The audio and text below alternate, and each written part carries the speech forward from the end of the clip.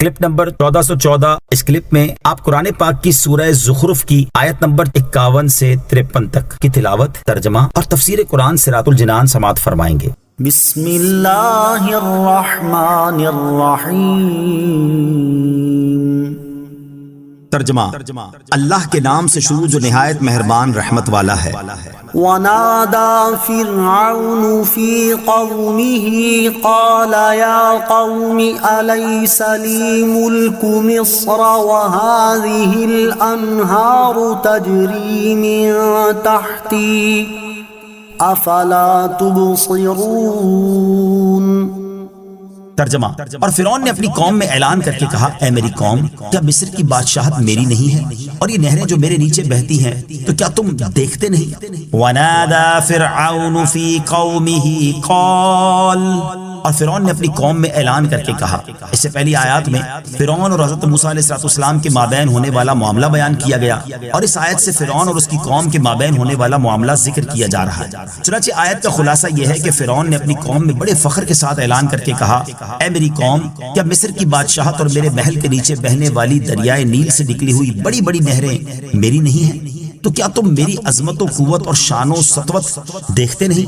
اللہ تعالیٰ کی عجیب شان ہے کہ خلیفہ ہارون رشید نے جب یہ آیت پڑھی اور مصر کی حکومت پر فرعون کا غرور دیکھا تو کہا، میں وہ مصر اپنے ایک ادنا غلام کو دے دوں؟ چنانچہ انہوں نے ملک مصر خصیب کو دے دیا جو ان کا غلام تھا اور وضو کرانے کی خدمت پر مامور تھا۔ ام انا خیر من هذا الذي هو مهین ولا يكاد يبین۔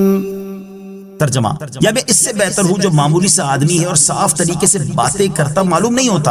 ام انا خیر من ھذا، یا میں اس سے بہتر ہوں۔ فرعون نے کہا، کیا تمہارے نزدیک ثابت ہو گیا اور تم نے سمجھ لیا کہ میں اس سے بہتر ہوں جو کمزور اور حقیر سا آدمی ہے اور جو اپنی بات بھی صاف طریقے سے بیان کرتا معلوم نہیں ہوتا؟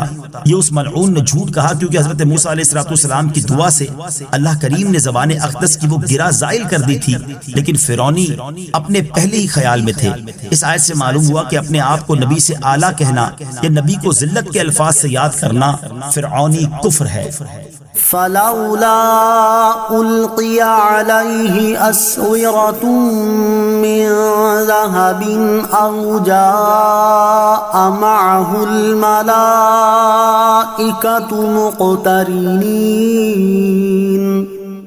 ترجمہ، اگر یہ رسول ہے تو اس پر سونے کے کنگن کیوں نہ ڈالے گئے یا اس کے ساتھ کتار بنا کر فرشتے آتے؟